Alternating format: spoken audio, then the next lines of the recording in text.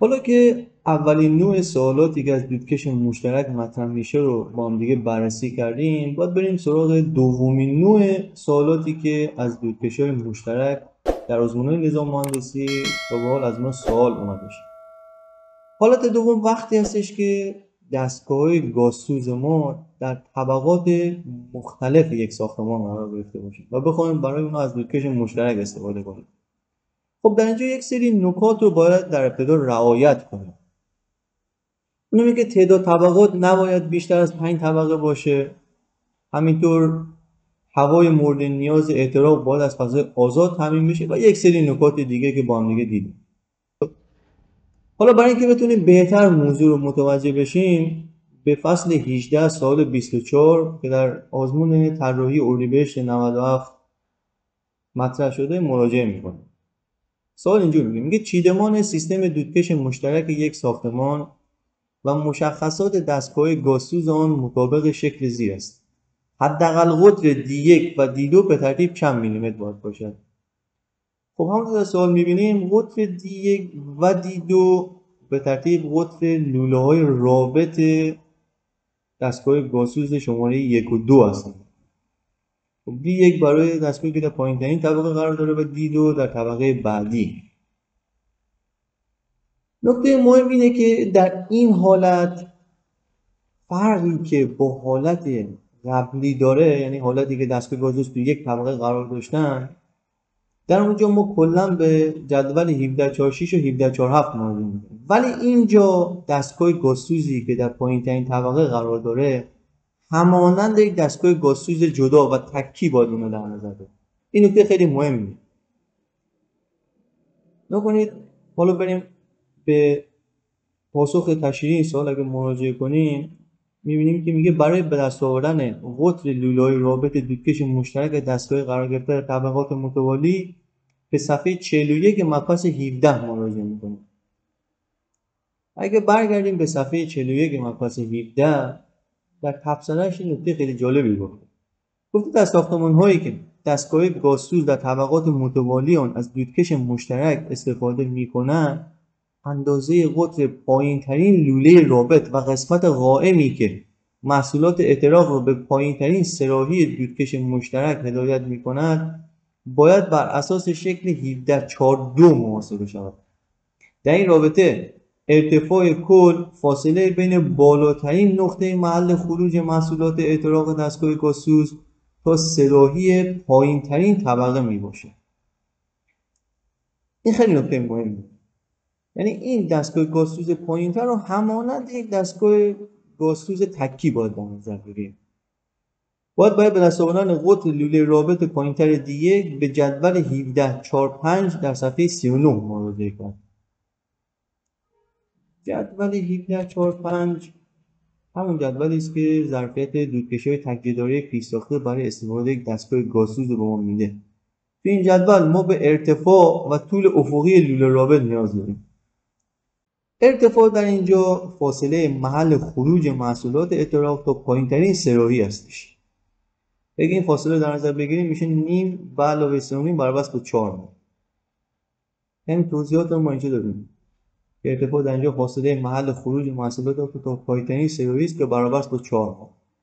طول افقی لوله رابط هم که 1.5 متره و مقدارش در خود شکل سوال داده شده. حالا ظرفیت 18000 کیلوکالری بر ساعت که به واحدش هم دقت می‌کنید همون کیلوکالری بر ساعت هستش و نیاز به تبدیل واحد نداریم. با این اطلاعات داده شده به جدول اگه مراجعه بکنیم می‌بینیم ارتفاع 4 متر داخل جدول نیست، بلکه ارتفاع 3 متر و 4.5 متر در جدول هستش. قبلا گفتیم اگر یک ارتفاع کمتر به طول افقی لوله رابط کمتر بتونه مقدار ظرفیت مورد نظر ما رو، ظرفیت حرارتی دستگاه مورد نظر ما رو پوشش بده، پس ارتفاع بیشتر طول لوله رابط بیشتر هم میتونه اون میزان رو پوشش بده. در اینجا اگه به ارتفاع 3 متر و طول افقی لوله رابط 1.5 متر مراجعه کنیم می‌بینیم که اگه قطر رو 150 میلیمتر در نظر بگیریم میتونه تا ظرفیت 38600 کیلوکالری بر ساعت پوشش بده که بیشتر از 18000 مورد نظر ما هستش. پس همین قطر 150 میلیمتر انتخاب بکنیم که این ارتفاع کمتر تونسته ارتفاع بیشتر هم حتما میتونیم که همین توضیحات رو ما اینجا ارائه کردیم. از طرفی این نکته دیگه هم وجود داره، هر موقع ما قطر لوله رابط رو به دست آوردیم باید اونو با طول لوله رابط مقایسه کنیم.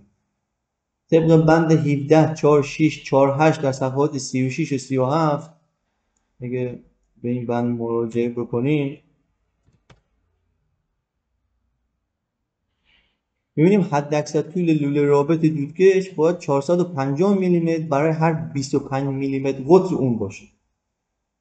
اگر یک تبدیل تناسبی مناسب رو اینجا انجام بدیم خیلی راحت متوجه میشیم که قطر 150 میلیمتر میتونه تا حداکثر طول لوله رابط 2/7 متر رو پوشش بده. خب اینجا که طول لوله رابط ما 1.5 متر در محدوده مناسب قرار داره، پس همون قطر 150 میلیمتر مناسب هستش.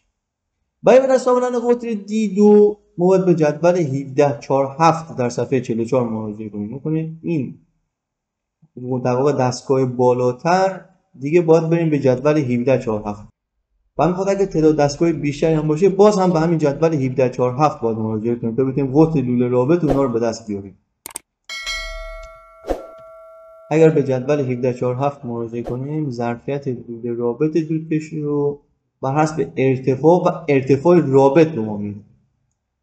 خب در اینجا هم ارتفاع فاصله خروج محصولات اعتراق تا پایین‌ترین سراییه که اینجا خود دستگاه دیگه نداریم، میشه تا انتهای مسیر دیگه که برابر است با نیم علاوه 5.5 مساوی است با 6 متر. ارتفاع رابط رو هم داریم اینجا برابر است با نیم متر. ظرفیت هم که همون 18000 کیلوکالری بر ساعته. اگر به جدول مراجعه کنیم میبینیم ارتفاع 6 متر نداریم، ارتفاع رابط نیم متر رو هم نداریم. با همین خاطر میتونیم از ارتفاع کمتر استفاده کنیم. اگر اون میزان مورد نظر ما رو که 18000 کیلوکالری بر ساعت پوشش بده، ارتفاع بیشتر یا ارتفاع رابط بیشتر هم میتونه. در اینجا اگه ارتفاع 4.5 ارتفاع رابط 0.3 متر در نظر بگیریم، قطر 150 میلیمتر مقدار مناسبی هستش. و همین خاطر همین قطر قابل قبوله. فرق هم نداره اگه ارتفاع رابط تا حد 6 متر هم باشه باز هم همین قطر 150 متر مقدار مورد نظر ما رو پوشش میده.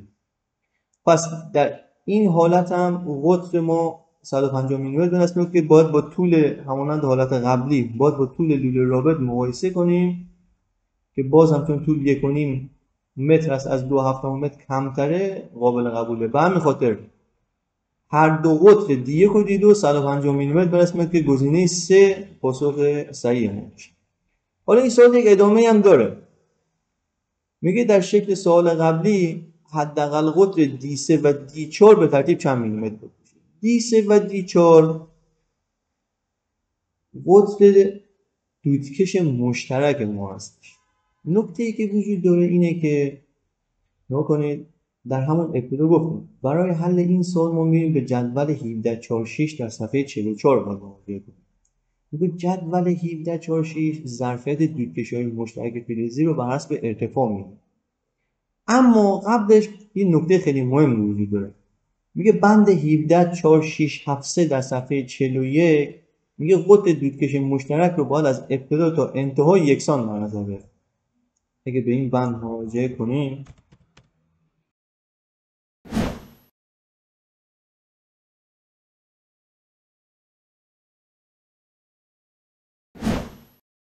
میگه در دودکش‌های مشترک میتوان حداکثر قطر محاسبه شده دودکش رو از ابتدا تا انتها یکسان در نظر که این خیلی نکته مهمیه.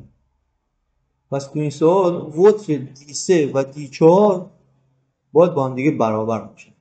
اما اگه این سوال یه خورده ادامه دارتر بود، یعنی تعداد دستگاه گازسوز بیشتری داشت، یک طبقه دیگه بود، یه نکته اینجا وجود داشت. در اون حالت دودکش مشترکی که بین دستگاه اول و دومی بود باید ظرفیتش رو از ظرفیت این دستگاه اول و دومی در نظر می‌گرفت. دودکش مشترک اگر بین دستگاه دومی سومی بود در اون حالت ظرفیتش میشد ظرفیت کل دستگاه، هر تعداد دستگاهی که پایین تر از اون قرار داشت. و این نکته مهمیه. خب در اونجا دیگه ممکنه قطرها متفاوت باشن، دیگه قطرها یکسان در نظر گرفته نشن. هرچند که در اکثر مواقع قطرها معمولا ثابت در نظر گرفته میشه برای دودکشی مشترک و این نکته خیلی مهمی هستش. حالا برای این سوال خب قطرهای D3 و D4 رو ما باید یکسان در نظر بگیریم دیگه. ظرفیت حرارتی دو تا دستگاهی که هست که ما در اینجا داریم، یعنی 18000 ولایجان مساوی است با 36000. نکته مهمش هم اینه که ما در سوال هم توضیح دادیم، ارتفاع در اینجا فاصله از ابتدا تا انتهاست که برابر است با 9.5 متر. میکنید فاصله ای که از ابتدا داریم، یعنی از محل خروج احتراق دستگاه گازسوز اول تا انتهای کن، نیم متر به علاوه 3.5 میشه 4 به علاوه این فاصله که برابر است با 5.5 متر برابر است با 9.5 متر. حالا با توجه به اطلاعات داده شده اگر بریم و به جدول 1746 مراجعه بکنیم میبینیم که ارتفاع 9.5 متر رو ما تو جدول نداریم. برمی خاطر باید بین 9 و 15 اگر نگاه بکنیم شاید فوت 150 میلیمتر اون مقدار 36000 تویی که ما میخوایم در ارتفاع 9 متر پوشش میده، ولی ممکنه که برای ارتفاع 9.5 متر تو محدوده مجاز نیست برسه و همین خاطر میریم یه قطر بعدی، یعنی قطر 200 میلیمتر انتخاب میکنیم که هم ظرفیت مورد نظر رو پوشش میده و هم میدونیم مطمئنیم که دیگه برای 9.5 هم در محدوده مجاز قرار داره و همین خاطر قطر دودکش مشترک رو در این حالت 200 میلیمتر در نظر میگیریم. برگردیم به سوال. از طرفی یه نکته هم وجود داشت. طبق بند 17.4.6.7.4 در صفحه 41 بدون در نظر گرفتن جدول ظرفیت در صورت برابر بودن قطر لوله رابط با قطر دودکش مشترک با قطر دودکش مشترک در جدول حداقل یک اندازه بزرگتر در نظر گرفته میشه. اما اینجا ما قطر لوله رابطه رو 150 میلیمتر به دست آوردیم و قطر دودکش مشترک رو 200 میلیمتر، پس به همین خاطر مشکلی نداره و اون 200 میلیمتر قابل قبوله. به همین خاطر گزینه 2 که هر دو تا D3 و D4 رو 200 میلیمتر داده پاسخ صحیح سوال ما هست. حالا در انتها باید بگیم که سعی کردیم تو این ویدیو هر دو حالتی که از دودکش‌های مشترک در آزمون نظام مهندسی سوال مطرح شده رو بیایم با هم دیگه بررسی بکنیم. البته سوالات دیگه هم از دودکش‌های مشترک مطرح میشه، گفتم به عنوان نکات مثلا که پکیج‌های فندار قابل قبول هستن یا نیستن یه چنین سوالاتی هم مطرح میشه، ولی کلیت سوالات دودکش مشترک به همین صورت هستش. امیدوارم این ویدیو برای شما مفید واقع شده باشه. حالا ما لینک کتاب تست آزمون نظام مهندسی مکانیک هم در کپشن قرار دادیم. امیدواریم که با لایک و سابسکرایب هم از ما حمایت کنید.